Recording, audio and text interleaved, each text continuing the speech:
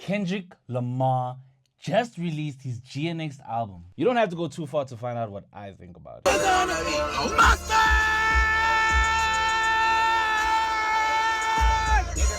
By the way, TikTok, I hate you. While I've just been reflecting on the whole beef, I've had a conversation with Hype 1108, guys. This guy. The one who produced this song. I have friends now, eh? He said something like, yo, bro, you realize that Kendrick just dropped the biggest album in the world right now on a new record label? We proceeded to have a conversation that completely blew my mind. And we thought about the way everything transpired. Everything that I'm about to say from here on out is a theory. Honey? Kendrick Lamar is a villain. On the 6th of October 2020, Kendrick Lamar posted on his video on his social media, Facing Blue from Blue's Clues. Now, if you didn't know, a few months before that, on the 5th of March, Dave Free and Kendrick Lamar officially launched PG Lang. They purposefully did not market it as a record label since one of the co-founders was a creative of many caps. In fact, since the Black Panther era, Kendrick and Dave have been extremely zoning in on changing Kendrick's look from the attire, music videos, to the stage performances. For example, notice what Kendrick looked like on stage during the T-Bap show compared to the Mr. Morale tour. Or look at the difference between the video for Poetic Justice, N95, or Not Like Us.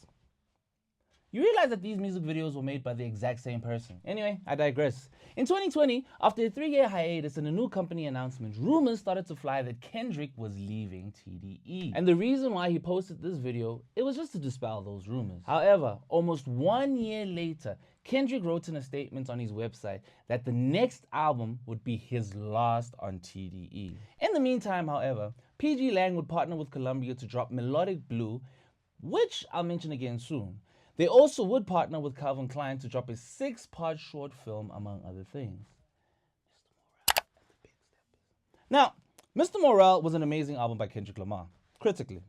Commercially, it was okay, but definitely something not to rave about. Even the songs on the album were a little bit more thought-provoking than usual and, dare I say, darker in topics than what we're used to on a Kendrick album. Now, to clarify, Kendrick has always been dark. I mean, he literally gets shot and killed in the album just before because of pride. However, it was the first album where he seemed cynical about his worldviews and if he was worthy enough of spreading the message that he was spreading. Now that I think about it, that's every Kendrick album. Anyone who's a real Kendrick fan understands what I mean. Point is, the album was not going to meet expectations financially that Damn had set up for it. Now, after Kendrick announced his departure from TDE, it's important to note this. Watch this, guys. This is very important for the theory for the video to be understood. In 2022, the same year that Mr. Morale dropped, DS Forever, Ghana, sold 144,000 in the first week. Her Loss by Drake and 21 Savage did 404,000 copies in the first week. Future,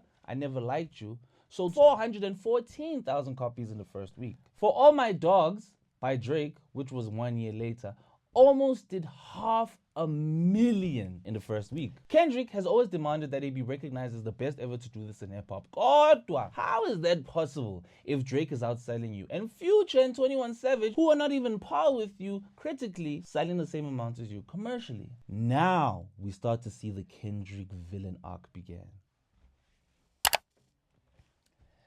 Since we, as the general public, knew Kendrick, he's always been a prominent proponent of delving into topics that uplift his community, but always gives the average person something to think about after listening. I've always held Good Kid, Mad City as my favorite Kendrick album of all time because it reminded me so much of growing up in Cape Town, but also spoke true of my life as a teenager in Johannesburg. This is a stark contrast to what is regarded as hot in the mainstream of music today, where you have artists who join gangs after they make it big. There are very few artists who actually preach positivity in their music, such as J. Cole and Tyler, the Creator. However, the most mainstream music is music which promote violence and excess. And the main proponent of this type of music is the biggest rapper in the world at that time, Drake. Kendrick was always seen as less than Drake because of his subject matter and lack of quote-unquote club hits. Now here comes the theory, guys. Ne? You ready? You ready?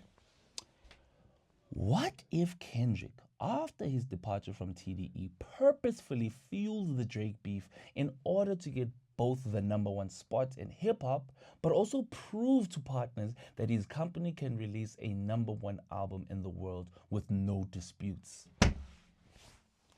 Villain. Remember the events of 2024 for Kendrick Lamar? Kendrick needs to release an album.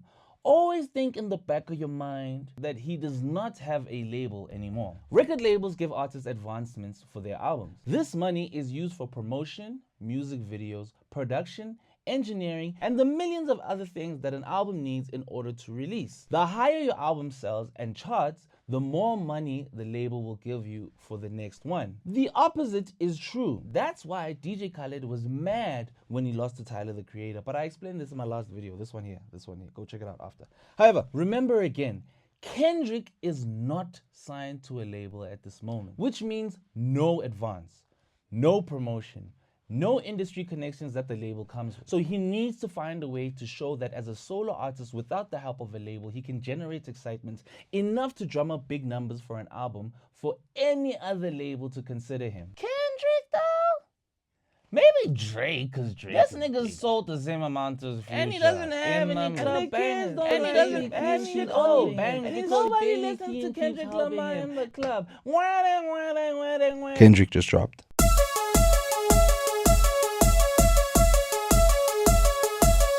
Motherfuck the big three. Nigga, it's just big me. Nigga, bum. Kendrick decided to do the one thing that he knew would bring the spotlight back to him in a major way. When he dropped that verse, he knew exactly what he was doing. Because let's be honest, when we all first heard First Person Shooter, none of us, nobody in the world even slightly thought that it was a diss at Kendrick. Maybe that UN co-line by Drake, but Drake has thrown so much heavier stuff before that Kendrick could have responded to. First Person Shooter was not even a diss track. However, Kendrick was able to use that as the song as an easy reference to loosely tie a beef for him and Drake. Now, I won't lie. I made a video about this beef and I incorrectly predicted that Drake would win. Not because he was the better rapper out of the two, but rather because of his popularity. I didn't think people listened to music with that ear anymore. Nonetheless, everything Kendrick did was calculated, and there is proof of this. Kendrick is a rapper promoting peace among people clearly, but clearly states unlike that he's choosing violence. Now, I'm not sure how well the stars aligned so well for Kendrick, because it turns out a whole album dissing Drake was being made right in time for Kendrick to put his plan into action. When he dropped Euphoria and 616, there were a few lines that telegraphed to Drake about what was about to happen. I make music that electrify 'em. You make music that pacify 'em. I can double down on that line, but spare you this time. That's random acts of kindness. Can't Tootsie slide up out of this one is just gonna resurface. Don't speak on the family, Crody. It can get deep in the family, Crody. Talk about me and my family, Crody. Someone go bleed in your family, Crody. Now there's way more, and if you want to know about it, just go back and re-listen if you need more proof. By the time Kendrick released Not Like Us, he had already won the beef with Meet the Grahams. And in a sense, Not Like Us was actually a celebration song for winning against Drake. I'm sure Kendrick knew that it would be a big song, but I highly doubt that even he knew how big that song would be and how culturally important. The song went straight to #1 on the charts for several weeks and is still probably the biggest song of the year, breaking all kinds of records. Now, to finish off this video and make sense of the whole theory, we have to look at the results of what Kendrick has achieved. Now, since Kendrick became a free agent for 2024, the first song that he ever went straight to #1 on Billboard for 3 weeks. His second offering for the year peaked at #11 on Billboard and has since gone on to be 2 times platinum. After 2 more songs, which forced even non-religious hip-hop listeners to actually listen to Kendrick, he drops Not Like Us. I'm just gonna name a few of the achievements that this nigga has done with the song. Fastest song to ever reach over 100 million streams across all genres. In fact, he received 500 million streams in less than 7 days, being the only hip-hop song to ever do so. It received the most streams in 1 day ever. Music sales are usually calculated from Friday to Thursday. Not Like Us dropped on a Saturday, meaning it's the only song to ever make it to the top spot with only 5 days counted. The song, so far, has won every award that it's been nominated for. That's just some, bruh. That's just some. Kendrick then went on to win the feud against Drake.